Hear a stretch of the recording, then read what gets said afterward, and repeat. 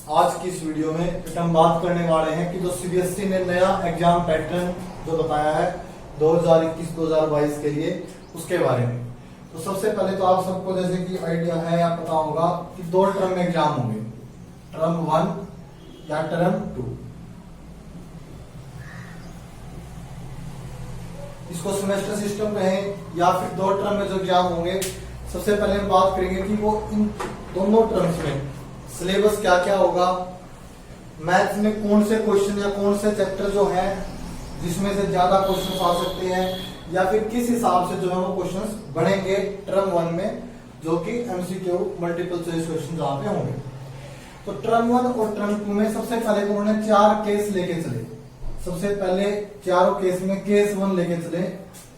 सब कुछ अगर नॉर्मल रहता है, जैसे कि अब आप सबको पता है कि 16 से जो स्कूल स्टार्ट होने वाले हैं और सेम कोरोना वायरस की वजह से दोबारा से किसी भी प्रकार के स्कूल की क्लासेस पे कोई इफेक्ट नहीं पड़ता है। सबसे पहले हम उस केस को लेके चले कि उस केस में एग्जाम का तरीका क्या होगा और किस तरीके से मार्क्स जो है आपस में डिस्ट्रीब्यूशन होगा, फाइनल रिजल्ट आपका किस हिसाब से बढ़ेगा। केस 2 किस बारे में है, अगर हम मान के चलते हैं कि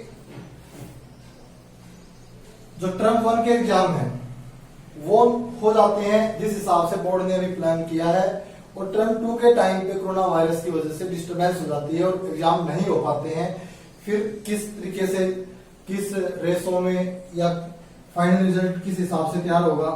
केस 3 के अंदर हम बात करेंगे अगर दोनों ही एग्जाम नहीं हो पाते हैं या फिर फर्स्ट एग्जाम नहीं हो पाता है टर्म 1 के और टर्म 2 के एग्जाम हो पाते हैं।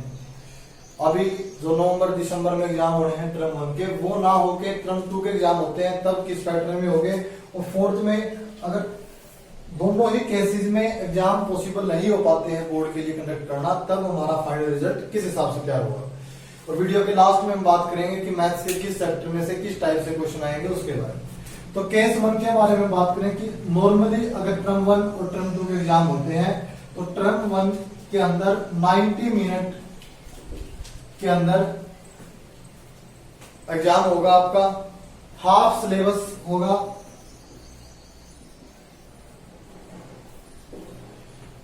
एमसीक्यू सारे क्वेश्चन होंगे।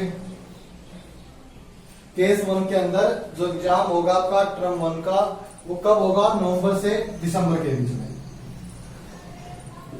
नॉर्मली जो बोर्ड एग्जाम कंडक्ट करवाता है वो लगभग 4 वीक्स में होता है, तो यहाँ पे 8 वीक्स के अंदर थोड़ा लंबे टाइम के दौरान टर्म 1 कंडक्ट किया जाएगा। 90 मिनट का एग्जाम होगा, एमसीक्यू सारे क्वेश्चन होंगे और हाफ सिलेबस होगा।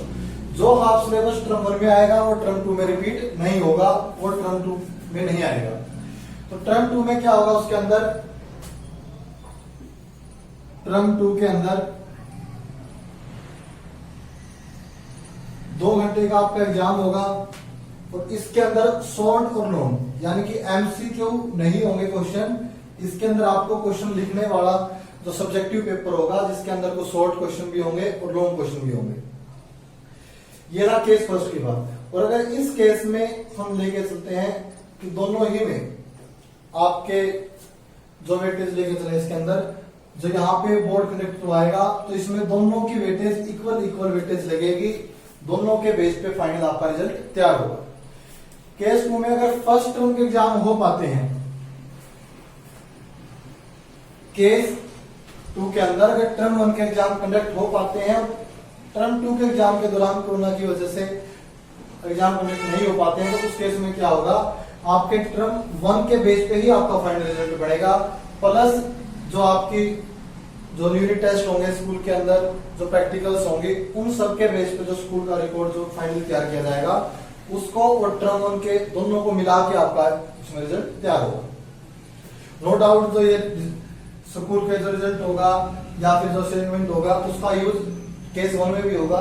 तो केस 3 की अगर बात करें, टर्म 1 एग्जाम नहीं हो पाते हैं, किस वजह से, कोरोना की वजह से ये एग्जाम कंडक्ट करवाना पॉसिबल ही नहीं होता है, और टर्म 2 के एग्जाम होते हैं जो सब्जेक्टिव टाइप है। उस केस में जो होगा, उस केस में भी क्या होगा, फिर टर्म 2 के बेस्ड पे प्लस प्रैक्टिकल या जो आपका स्कूल रिकॉर्ड तैयार होगा, यूनिट 1 या प्री बोर्ड, उन सबको मिला के आपका फाइनल रिजल्ट तैयार होगा। और केस 4 को अगर हम लेके चले, कोई भी एग्जाम अगर कंडक्ट नहीं हो पाता है तो उस केस में लास्ट ईयर की तरह जैसे कि अभी रिजल्ट आएगा सेम इसी पैटर्न पे आपके पूरे बोर्ड के बेसिस पे या फिर जो स्कूल के अंदर यूनिट टेस्ट वगैरह होंगे उन्हीं के बेसिस पे आपका फाइनल रिजल्ट बनेगा। लेकिन सबसे इंपॉर्टेंट पॉइंट इन सभी केसेस के बारे में देखें तो सिलेबस आपका 2 पार्ट में डिवाइड होगा, टर्म 1 और टर्म 2 में। अगर सब कुछ नॉर्मल रहता है तब भी 2 टर्म में होगा, और अगर इनमें से किसी भी केस के अंदर देखें तो सिलेबस डिवाइड जरूर होगा 2 पार्ट में, और उसी हिसाब से आपका एग्जाम आएगा। रही बात इसके अंदर से सिलेबस कम करने की, उसी के बारे में अभी तक प्रॉपर गाइडलाइन नहीं आई है, लेकिन फिर भी मान के चल सकते हैं कि जितना सिलेबस लास्ट ईयर कम हुआ था उसी हिसाब से लगभग 30% जो सिलेबस कम हुआ था वो इस साल भी मान सकते हैं कि होगा। अब एग्जाम होंगे फाइनल रिजल्ट्स वगैरह के बारे में, तो जो क्वेश्चंस हैं टर्म 1 हर केस के अंदर, चाहे कोरोना के कारण स्कूल के अंदर कंडक्ट होंगे या फिर घर से एग्जाम होंगे या कोई भी मेथड है, तो टर्म 1 के एग्जाम अगर होते हैं तो वो सारे एमसीक्यू ही होंगे। एमसीक्यू के अंदर क्या होगा, जैसे मैथ्स के सिलेबस की बात करें, मैथ्स के सिलेबस में चैप्टर 1 नंबर सिस्टम जो है उसके अंदर एक्सरसाइज फर्स्ट पॉइंट फर्स्ट ही है। जैसे यूक्लिड डिवीजन लेमा की जो एक्सरसाइज है, वैसे लास्ट ईयर ये सिलेबस में नहीं रही थी, तो मान के चल सकते हैं कि इस बार भी जो 30% सिलेबस या जो भी सिलेबस कट होके आएगा उसके अंदर शायद ना रहे। लेकिन इन केस ये रहते भी है और ये सिलेबस से कट नहीं भी होते हैं, तो इस केस में इस एक्सरसाइज में निकालना क्या था, एचसीएफ निकालना था यूक्लिड डिवीजन लेमा का यूज करके। लेकिन वहां एमसीक्यू क्वेश्चन आएंगे तो वहां पे क्या होगा, ऐसे क्वेश्चंस के चांसेस नहीं है, वहां एचसीएफ निकालेंगे। तो आप यूक्लिड डिवीजन लेमा का यूज करते हैं या नहीं करते हैं, डायरेक्ट एचसीएफ निकालते हैं, आंसर सेम आएगा और आपको चारों ऑप्शन में टिक कर सकते हैं।